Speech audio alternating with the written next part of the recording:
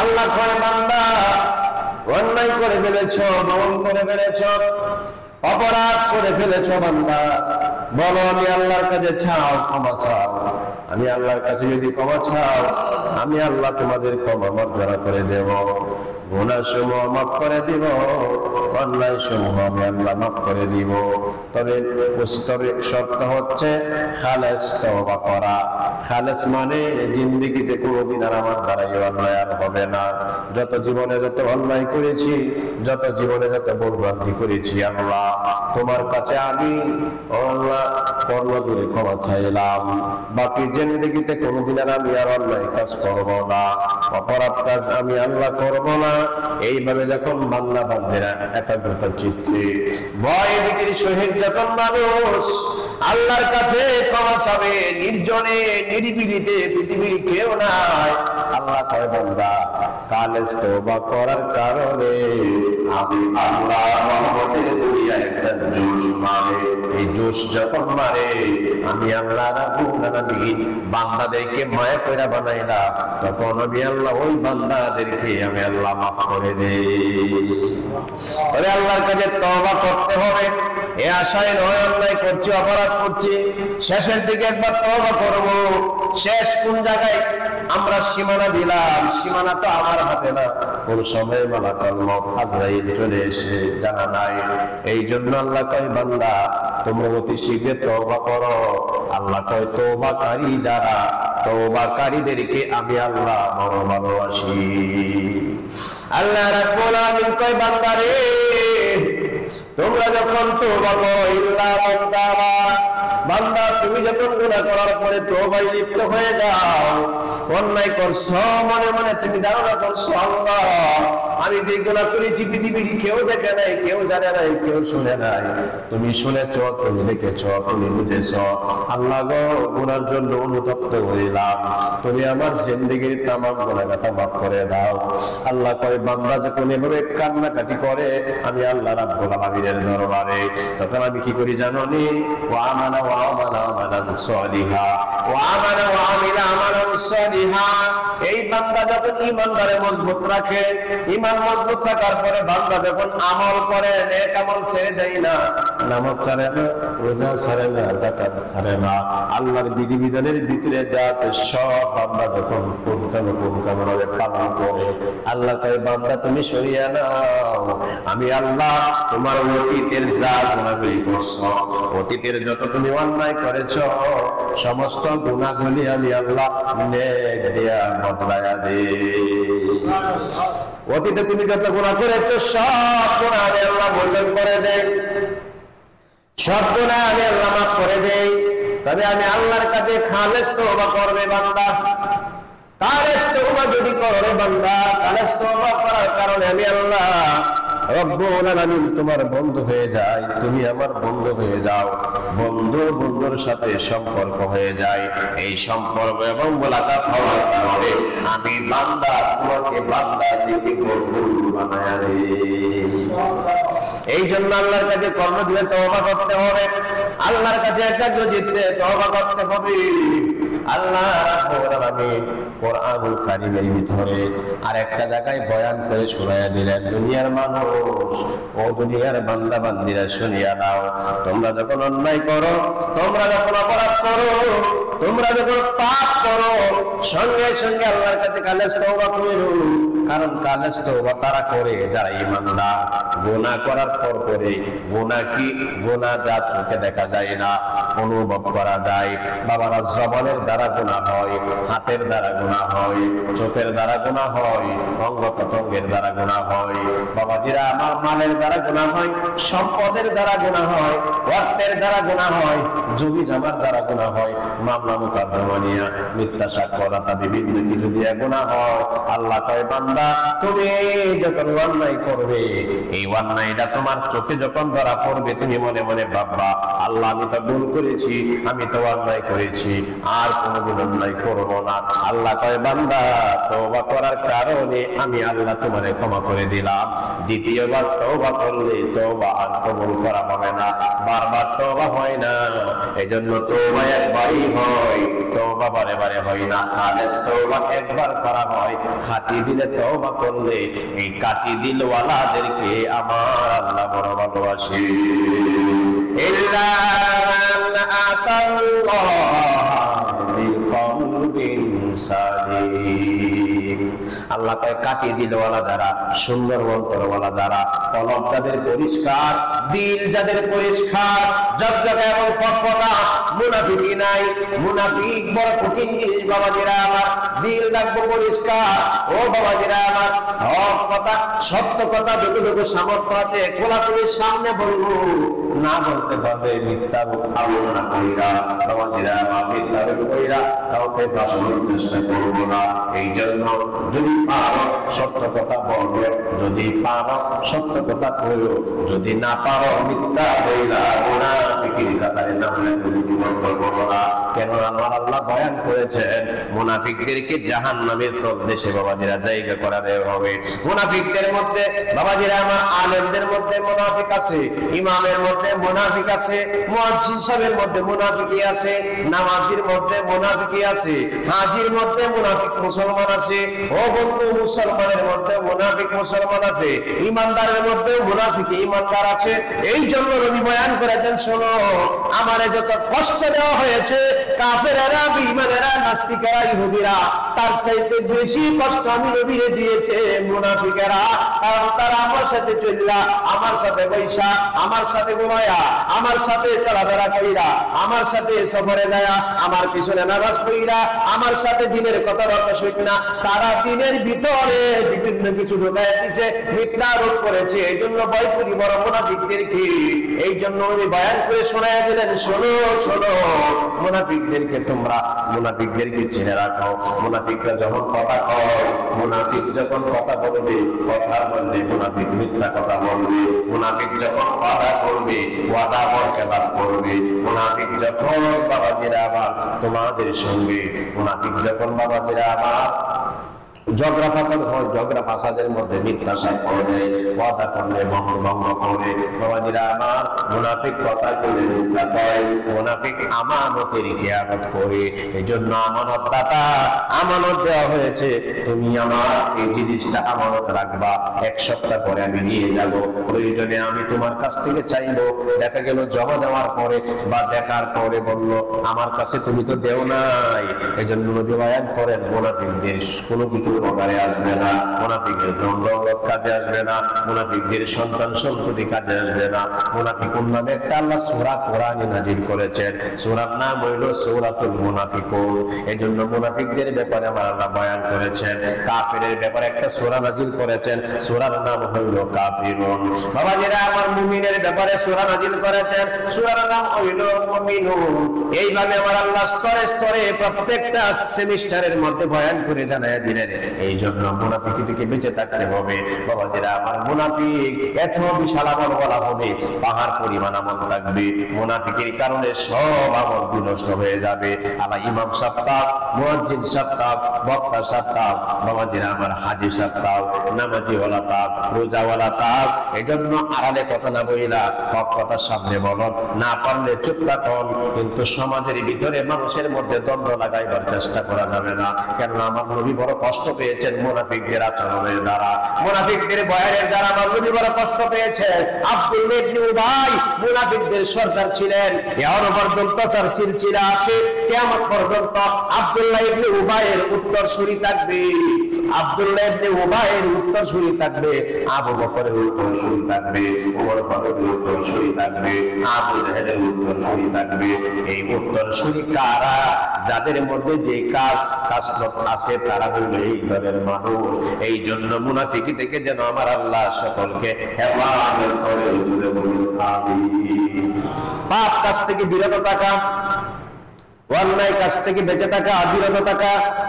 বাবাজিরা আমার, একটা যুবক অন্যায় করে বারে বারে পাপ করে, জিনাতে বিচারে লিপ্ত, পাপাচারে লিপ্ত আছে, যুবকটার বয়স 20-25 বছরের বয়স। যুবকটা এমন কোন অন্যায় কাজ নাই যে তার জীবনে করে নাই। তার মা ছিল আল্লাহওয়ালা, তার মা ছিল নামাজিওয়ালা, তার মা ছিল পরহেজগারওয়ালা। আল্লাহর বিধিবিধান মানে না হইল বিশরহাদি। একটা নজওয়ান যুবক অন্যায় করে, অপরাধ করে। বাবাজিরা আমার, অন্যায়ের কথা কেন বলছি? আল্লাহ তো বলে দিয়েছেন, লা তাকনাতু মির রাহমাতিল্লাহ।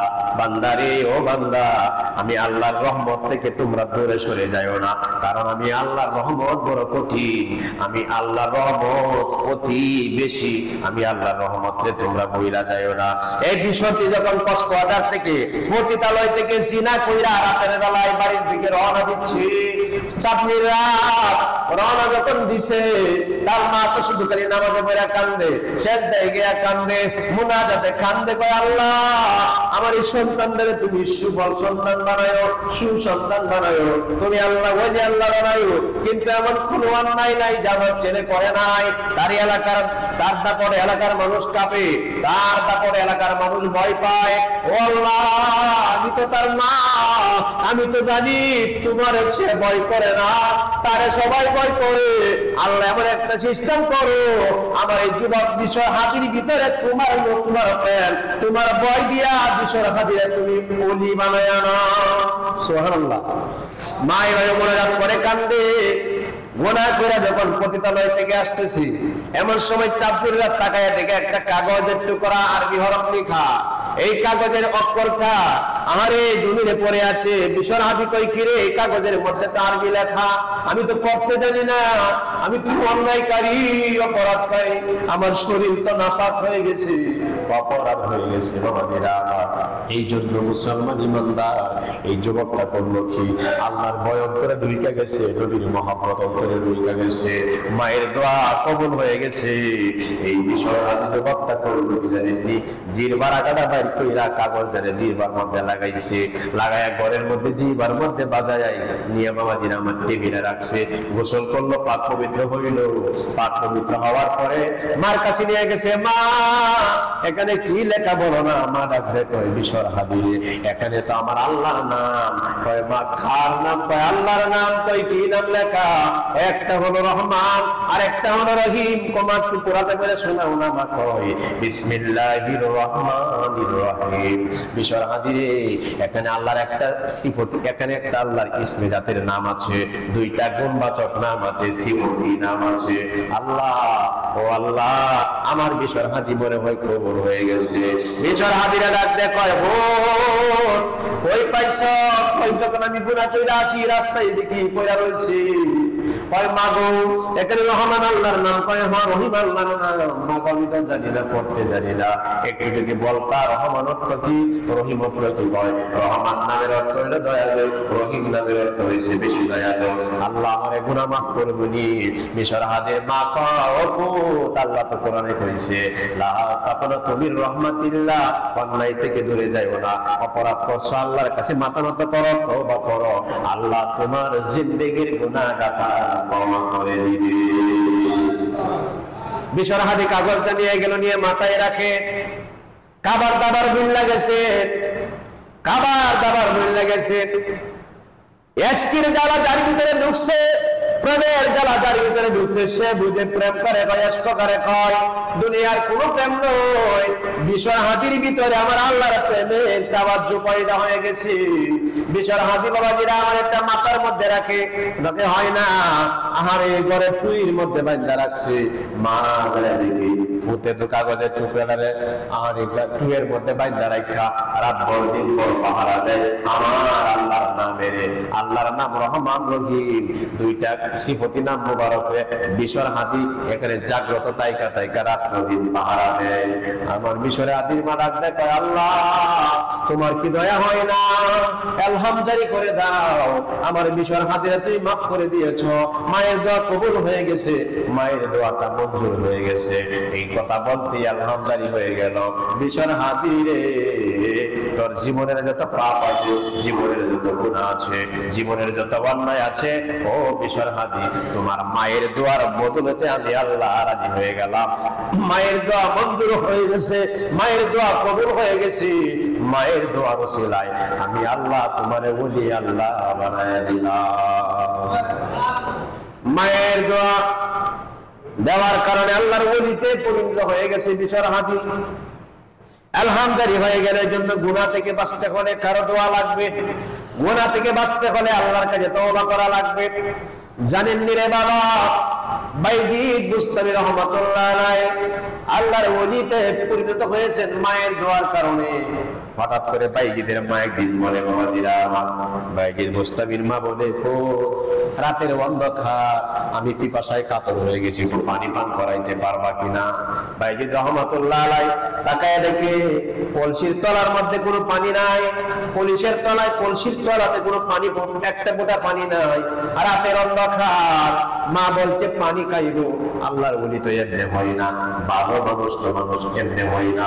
ভালো মানুষ যিনি হয়েছেন তার পিছনে কোনো মুরব্বির দোয়া আছে, ভালো মানুষ যিনি হয়েছেন তার পিছনে ভালো মানুষের পরিশ্রম দিয়েছে। ভালো মানুষ যিনি হয়েছেন, ভালো লোকের সঙ্গ লাভ করেছে, ভালো একটা মানুষ যারা হয়েছেন, ভালো পথে চলেছেন, যে কোনো একটা দিক বাবাজিরা তার আছে। বাইজিদ বুস্তামি কলস চালে লইয়া দৌড় দিল রাতের অন্ধকারে।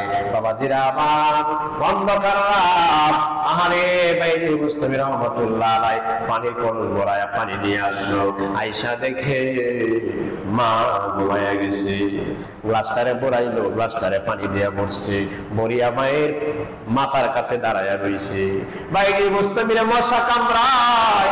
বাইজিদ বুস্তামি কয়, আমার আম্মা ঘুমায় গেছে, আম্মার এখন যদি ডাকবে, যদি কষ্ট হয়, মনে যদি কষ্ট যায়, তাহলে আমি বাইজিদ হাসরের ময়দানে জবাব দিব কি? বেয়াদবি হয়ে যাবে। মায়ের মাথার শিয়রের পাশে দাঁড়ায় রয়েছে বাইজিদ। অনেকক্ষণ পরে শেষ রাত্রে মায়ের ঘুম ভাঙলো। আরে ডাকবে, কই বাইজিদ তুমি দাঁড়ায় রইলা কেন? কয় মা তুমি না পানি পান করতে চাইছিলা গো মা, এই নাও পানি। কই ফুল পানি চাইছি প্রায় 5-6 ঘন্টা হয়ে গেছে, এখনো তুমি দাঁড়ায় রয়েছে পানি লয়ে। কয় মা আমি তোমারে ডাক দেই নাই, যদি বেয়াদবি হয়ে যায়, যদি অন্যায় হয়ে যায়, অপরাধ হয়ে যায়, বেয়াদবির চিন্তায় তোমারে আমি ডাক দেই নাই। আমি বাইজিদ পানির গ্লাসটা নিয়ে দাঁড়ায় রইলাম। বাইজিদের মা কয়, আল্লাহ আমার এই ভূতের তুমি ওলি না বানায়া দুনিয়া থেকে নিও না। মা দোয়া করলেন। বাবাজিরা আমার মায়ের দোয়া ডাইরেক্ট ওই দিন কবুল হয়ে গেছে। সব দিনের দোয়া কবুল হয় না, সব মুনাজাত কবুল হয় না। বাবাজিরা আমার সব দিনের দোয়া কবুল হয় না। এই জন্য বাবাজিরা আমার সব জিনিস সবকিছু আল্লাহর কাছে পছন্দনীয় হয় না। আল্লাহ রাব্বুল আলামিন আলহাম করলেন, বাইজিদ তোমার কাজটা বড় আমি আল্লাহর কাছে বড় ভালো লাগছে রে বাইজিদ। বাইজিদ জানোনি তোমার মা পানি পান করার জন্য চাইছিল, পিপাসায় কাতর। পানি তুমি ইচ্ছা করলে মায়ের জায়গায় তুমি পানি পান করাইতে পারো, কিন্তু বেয়াদবি হইব। বাইজিদ কই আমার আম্মা না আমারে 10 দিন পেটে বোঝা বইছে, এই মাটারে আমি কেমনে কষ্ট দিব? বাইজিদের মা কই, পুত্রে এই কত শীতের রাত্রে, কোন মনে রাত্রে তুমি দাঁড়ায় রইলা পানির গ্লাস লইয়া, আমারে কেন তুমি ডাক দিলা না? তুমি যদি আমারে ডাকটা দিতে আমি সোজা করে পানি পান করতাম, পানি পান কইরা আমি ঘুমাইতাম, তুমি ঘুমাইতাম। বাইজিদ কই, মা গো কুরআন শরীফের ভিতরে আল্লাহ কইছে, ওয়াকাদা রাব্বুকা আল্লা তা'বুদু ইল্লা ইয়াহু ওয়া বিল ওয়ালিদাইনি ইহসানা। আল্লাহ না কোরআনে কয়ে দিয়েছে, আমি আল্লাহর ফয়সালা বড় সিদ্ধান্ত করে দিছি, আমি আল্লাহর ইবাদত করবে, ইবাদত করার পরে মা বাবার সাথে ভালো আচরণ করবে, মা বাবার সাথে ভালো একটা আচরণ করবে। বাইজিদ কয়, আম্মা এই কোরআন শরীফ বিবি করে দেখলাম আল্লাহর ইবাদত করার পরে মায়ের মর্যাদা দেওয়া হয়েছে, অন্য কারো কোনো কথা কয় না। তাইলে বোঝা যায় মা গো তুমি বড় দামি জিনিস, হয়তো আমি চিনতে ভুল করেছি গো মা। ও মা পানিটা আমি নগদ দিতে পারি না, এইটাও তো আমার অন্যায় হয়ে গেছে। কলসির তলাতে পানি নাই, কলসে পানি নাই, পানি যে ছিল না দেরি যে হইলো, এটার জন্য আমার আল্লাহ আমার আটকায়া দেয়। বাইজিদের আম্মা কয়, বাইজিদ না রে ভূত না, কথা দিলাম আমি শান্তি হয়ে গেছি, আমি বড় খুশি হয়ে গেছি রে বাইজিদ। মায়ের হাত তুইলা দোয়া করে, আল্লাহ আমার বাইজিদের তুমি ওলি আল্লাহ বানায়া দিও। ভাইজিরা আমার আল্লাহ বলি আল্লাহ বলে দিল মায়ের সেবার কারণে। বাবাজিরা আমার এই জন্য গুনাহ থেকে যদি বাঁচতে চাও মা বাবার সাথে ভালো আচরণ করো, পাড়া প্রতিবেশীর সাথে ভালো আচরণ করো, ফ্যামিলির সঙ্গে ভালো আচরণ করো। এই জন্য ব্যক্তিত্বের সাথে বাবাজিরা আমার শক্তির লড়াই করো না, সম্পদের অহংকার করো না, মিলেমিশে থাকো। ও বন্ধু পারলে উপকার করিও, ক্ষতি করিও না। এই জন্য আমার নবী বয়ান করে শুনায় গেলেন, শুনো গুনাহ থেকে যদি বাঁচতে চাও সব সময় একটা জিনিস মনে রাখবে, যেটা হইল ইত্তাকুল্লাহ, আমি আল্লাহর প্রতি ভয়। সুবহানাল্লাহ বললেন না? আল্লাহর প্রতি ভয়। ভাইজিদের অন্তরে আল্লাহর ভয় ছিল, ভাইজিদের অন্তরের ভিতরে বাবাজিরা আল্লাহর একাগ্র চিত্রে ভয় অনুভব ছিল। এই জন্য ভাইজিদ বাবাজিরা আবার কত মশার কামড় খাইলো, মা ডাকবে কয় ভূত, কত মশাইরা করে কামড়াইছে রে ভূত, কয় মা মশার কামড় সহ্য করতে পারছি, জাহান্নামের আগুন সইবার পারবো না, মা তুমি আমারে মাফ করে দিও। ভাইজিদ রে, ও ভাইজি মাফের কিছু নাই, আমার মনে কষ্ট নাই, তবে আল্লাহর কাছে কই তোমার যাতে ওলি বানায়া দেয়। মায়ের দোয়াই ভাইজিদ রে আমার আল্লাহ ওলি বানায়া দিও। এই জন্য ওলি আল্লাহ হইতে হইলে মায়ের সেবা করণ লাগবো, মায়ের সাথে ভালো ব্যবহার, বাবার সাথে ভালো ব্যবহার। বৃদ্ধাশ্রমের বর্তমানে অভাব নাই বাবাজিরা। বৃদ্ধাশ্রম, কত বৃদ্ধাশ্রম আছে, ছেলে ম্যাজিস্ট্রেট, ছেলে ইঞ্জিনিয়ার, অথচ বাবাটা বৃদ্ধাশ্রমে পড়ে আছে, মাটা বৃদ্ধাশ্রমে পড়ে আছে। ফেসবুকে দেখলাম, আরে ছেলে বড় ম্যাজিস্ট্রেট, বাবা বৃদ্ধাশ্রমে, বাবা বড় হয়ে গেছে। বাবাটাই কয় আমি আমার ভূতেরে কত হাতুর দিয়া বাইরে কত গর্তিক করছি, কত লোহার মধ্যে কাঠ মারছি, আমি কাঠ মিস্ত্রি দিলাম, আজকে আমার ছেলে ম্যাজিস্ট্রেট, আমার ভূতে আমার বৃদ্ধাশ্রমে রাইখা গেল। কয় আপনি তাইলে বৃদ্ধাশ্রমে থাকবেন না চলে আইবেন কোন জেলে রাখছে এনেই থাকবো, তাই আপনার ভূতের বিরুদ্ধে মামলা দায়ের করা হোক। বাবা কয় না, আমার ভূত শান্তিতে থাকুক, আমার ভূত যেন কষ্ট না পায়, আমার বয়স শেষ, আমি অনেক কিছু ভোগ করছি। বাবাজিরা আমার বৃদ্ধ লোকটা বলতেছে বারে বারে, কিন্তু চিন্তা করার দরকার, মা বাপ এমন একটা বস্তু, মা বাপ এমন একটা জিনিস, পৃথিবীর কারোর সাথে কোনো তুলনা চলে না। এই জন্য মা বাবার সঙ্গে ভালো আচরণ, ভালো ব্যবহার যারা করবে তারা হাসরের কঠিন নিদানকালে মুক্তি পেয়ে যাবে। মা বাপ ত্যাগবত যারা করেছেন, যত বলি আল্লাহ হয়েছেন, তাদের সঙ্গে তাদের হাসর হবে। আমার নবী বয়ান করেছেন, উম্মতেরা শোনো, আমি আমার বাবারে দেখি নাই, বাবার সেবা করতে পারি নাই, মাকে আমি 6 মাস 6 বছরে কালে আমি হারিয়ে ফেলেছি, মায়ের সেবা করতে পারি নাই। এই জন্য উম্মত শোনো, তোমরা আমার মায়ের, তোমরা তোমাদের মা বাবার খেদমত করবে। মা বাবার খেদমত যদি করো, মা বাবা যখন মুনাজাত করবে, খুশি হয়ে দোয়া করবে, এই দোয়াটা আমি আল্লাহর কাছে পছন্দনীয় হয়। আল্লাহ কয় মা বাবার সন্তুষ্টিতে আমি আল্লাহ বড় সন্তুষ্টি, মা বাবার অসন্তুষ্টিতে আমি আল্লাহ অসন্তুষ্টি। এই জন্য মা বাবার সন্তুষ্ট করার জন্য যা যা করা দরকার করতে হবে। বন্ধু, পৃথিবীর সব যদি একদিকে চলে যায়, সব যদি একদিকে চলে যায়, মা এবং বাপকে যদি একদিকে রাখা হয়, পৃথিবীর কোনো কিছুর সঙ্গে তুলনা হবে না। মা এবং বাবা, যদি মাটা মারা যায়, বাবাটা মারা যায়, পৃথিবীর সব মানুষ আইসা দাঁড়াইব, কিন্তু বাবার শূন্যস্থানটা, বাবার যে গ্যাপের জায়গাটা, এইটা পূরণ করার মতো পৃথিবীর কোনো মানুষ নাই। মা যেই জায়গাটা এর মধ্যে আছে, মা একটা করে ডাক দেওয়া হয় মা। পৃথিবীর শত শত নারী যদি একসাথে আনা হয়, আর যদি বলা হয় আমি তোমার মা, অথচ মনে মানবে না। মায়ের গ্যাপটা, মায়ের শূন্যস্থানটা পূরণ করার মতো পৃথিবীতে কোনো মার জন্ম নিবে না। এই জন্য বাবাজিরা আমার, অন্যায় কাছ থেকে আমরা বেঁচে থাকবো, অপরাধ থেকে আমরা বেঁচে থাকবো। আল্লাহ যেন আমাদেরকে অন্যায় থেকে, অপরাধ থেকে বাঁচিয়ে রাখেন, হেফাজত রাখেন, সবাই বলুন আমিন। বাবাজিরা রে, বন্ধুরা রে আমার, কোরআনুল কারীমের ভিতরে আমার আল্লাহ তাআলা এই অন্যায় এবং অপরাধের কথা বয়ান করতে যায় জানায়া দিলেন, ফালা নাকুদু বা'দা যিকরা মা'আল কওমাল যালিমিন। দুনিয়ার মানুষ শোনো, আল্লাহর নসিহত কোরআন শরীফ পাঠ করার পরে, কোরআন শরীফ পড়ার পরে তোমরা জালিমদের সঙ্গে তোমরা একত্রিত হইও না, জালিমদের সহিত তোমরা বইসো না। আল্লাহ কয় শোনো, যারা কোরআন শরীফ পড়েছো, যারা আল্লাহর স্মরণ করো, যারা আল্লাহর জিকির করো, যারা মানুষের উপর জুলুম করে, যারা জুলুমবাজ, যারা জালিম, এর সাথে বইসো না। আল্লাহ নিষেধ করেছেন কোরআনের ভিতরে। আল্লাহ কয় এদের সাথে তোমরা বইসো না। স্পষ্ট কথা বাবাজিরা আমার। আমার। এখন জালিম হতে পারে কয়েক ধরনের বাবাজিরা আমার। বর্তমান জামানায় জবানের দ্বারা জালিম করা হয়, হাতের দ্বারা জুলুম করা হয়, শক্তি দ্বারা জুলুম করা হয়, বংশের একটা গৌরবের দ্বারা জুলুম করা হয়, টাকা সম্পদের দ্বারা জুলুম করা হয় বাবাজিরা আমার, সুন্দরের দ্বারা জুলুম করা হয়। হ্যাঁ কালো আমি সুন্দর, হ্যাঁ কাঠো আমি লম্বা, এরকম একটা ডিফেন্সের মধ্যে যায় অনেক সময় বাবাজিরা জুলুম করা হয়। আল্লাহ কয় যে যেভাবে জুলুম করবে, যে যেভাবে জালিম হবে, তার সাথে তোমরা বইছো না, কারণ তোমরা না কোরআন তেলাওয়াত করেছো, কারণ তোমরা না কোরআন পড়েছো। এই জন্য কোরআন যারা পড়ো নাই, কোরআনের কথা শুনেছো, তোমরা জালিমদের অন্তর্ভুক্ত হইও না, কারণ জালিমদেরকে আমার আল্লাহ ভালোবাসে না। জালিমদের জন্য আমার আল্লাহ জাহান্নামের আযাবের ব্যবস্থা করে রেখেছে। আল্লাহুম্মা সাল্লি জোরে সাইয়্যিদিনা মুহাম্মাদ ওয়া আলা সাইয়্যিদিনা মাওলানা আল্লাহুম্মা সাল্লি ওয়া সাল্লিম ওয়া বারিক আলাইহি।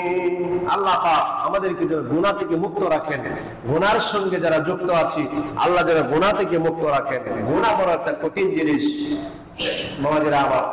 আর সমস্ত গুনার মা, গুনার যে মা আছে, গুনার যে মা, এটা হলো মিথ্যা কথা। গুনার যে মা, এটা হলো মিথ্যা কথা। কেউ যদি মিথ্যা কথা না বলে, তার দ্বারা আর গুনাহ হবে না। এজন্য মিথ্যা কথা যিনি ছেড়ে দেয়, তার দ্বারা অন্যায় হয় না, তার দ্বারা অপরাধ হয় না।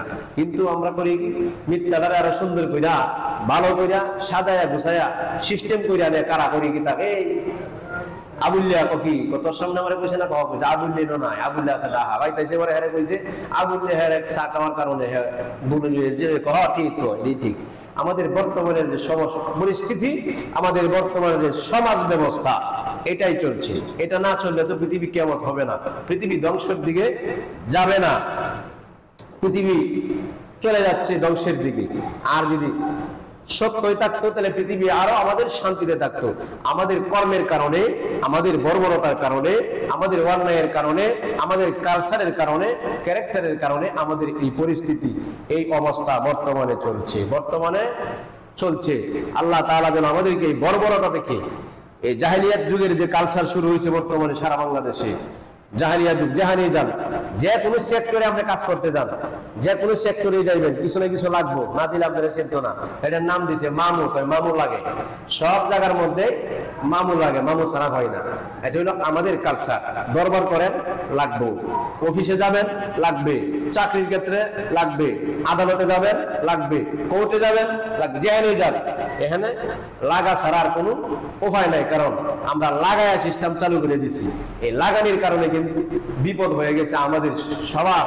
এই জন্য বিপদ থেকে যে আমরা কিভাবে বাঁচবো, কারণ নবী বয়ান করেছেন অন্যায় থেকে বাঁচো, নিজে আরেকজনকে অন্যায় থেকে বাঁচানোর চেষ্টা করো। নবী এজন্য বয়ান করেছেন আর রাশি ওয়াল মুরতাশি ফিলাহুমা ফিন্নার। আরেক জায়গায় নবী বয়ান করেছেন, আল্লাহ যখন এই সপ্ত আসমান দ্বারে একটা কুডি ছাড়া, একটা ফিলার ছাড়া এইভাবে জ্বলন্ত অবস্থায় রেখেছেন, সেই আল্লাহকে ভয় করো। একটা কথা যখন তুমি সত্য কথা বলবে, একটা কথার জন্য আল্লাহ তাআলা তোমার আমলনামায় একটা কবুলিয়ত, দুইটা উমরা হজের সওয়াব আমলনামায় রেখে দেয়। সুবহানাল্লাহ। হজ করলে কবুল হইতে পারে, না হইতে পারে। হক কথা বলার জন্য একটা কবুলিয়ত, দুইটা উমরা হজের সওয়াব আমলনামায় কি হয়ে যায়? লিপিবদ্ধ হয়ে যায়, লেখনীতে হয়ে যায়, ডায়েরির মধ্যে এই কথাটা উঠিয়ে দেওয়া হয়, ফেরেশতারা সঙ্গে সঙ্গে লিখে ফেলে। আর একটা মিথ্যা কথা যখন বলা হয়, হাদিস শরীফে আসছে, ওই লোকটাকে ৭,০০০ বছর জাহান্নামের অগ্নিকুণ্ডে জ্বলতে হবে। কয় হাজার?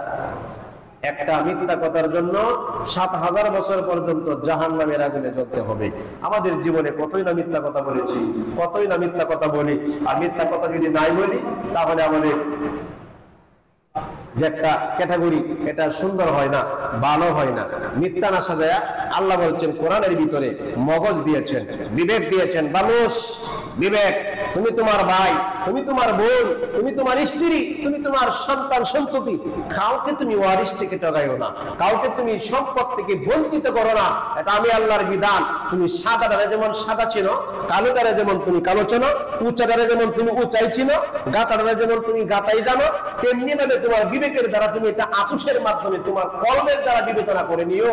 দুনিয়ার কোন শক্তির সহযোগিতা চাইও না। তোমার যেদিন আমি আল্লাহ ইন্নাবাস সরব্বিকালা সাদিদ পাকড়াও করব, সেদিন তুমি উঁচু নিচু দেখতে পারবে, উঁচু এবং নিচু দেখতে পারবে, সেদিন তোমার সাথী আর কেউ হবে না। এই জন্য আল্লাহ রাব্বুল আলামিন ক্লিয়ার বলে দিলেন, ইন্নাবাস সরব্বিকালা সাদিদ, আমি আল্লাহর বড় ধরা বড় পাকড়াও হবে, কথার বড় পাকড়াও হবে। হয়তো কথার দ্বারাই হোক বা আচরণের দ্বারাই হোক, চলাফেরার দ্বারাই হোক, বান্দা তুমি হুঁশিয়ারে চইলো। একজনের পক্ষে কথা বলেছো, শুধু খালি মনে করো তুমি ভালো কথা বলছো যায় তার পক্ষে, তুমি জানো না এই লোকের ভালো হইতেছে আর একজনের ক্ষতি হইতেছে, তুমি এটার মধ্যে নাই, তুমি এটা বইলো না, তুমি আড়ালে তাইকো। এখন তুমি জানো না, তহমত দিয়ে একজনকে বাঁচাইয়া দিলা, আর একজনকে তুমি কি করলা, ফাঁসাইয়া দিলা। এইটা না, বলছি তুমি এখানে উপস্থিত নাই, তোমার কথা দুনু পক্ষ যদি আপুসে চলে যায়, মীমাংসা চলে যায়, তাইলে তুমি এখানে মিথ্যা বলতে পারো। সুবহানাল্লাহ বলবেন না? আর একজনকে তুমি ফাঁসাইলা ফাঁসি কাস্টে, আর একজনের মামলার আসামি বানাইলা, আর একজনের মাথার মাঝখানে কোরাল মারলা, হেলারে বাঁচাইয়া দিলা, এরকম মিথ্যা কথা কইও না। তুমি ঢাকা আছে ভালো কথা, ঢাকা থেকে আইছো, তোমার সাক্ষী মানছে, এটা আপোষ হয়ে গেছে তোমার কথার দ্বারা, তুমি এটা কইতে পারো। সুবহানাল্লাহ বলবেন না? কিন্তু একজনের আপনার সর্বনাশ, আর একজন দিল ও, তাই এইটা হবে না। আমাদের সমাজ ব্যবস্থা সুন্দর করতে হবে। আল্লাহ রাব্বুল আলামিন যেন আমাদেরকে সমাজটাকে সুন্দর করেন।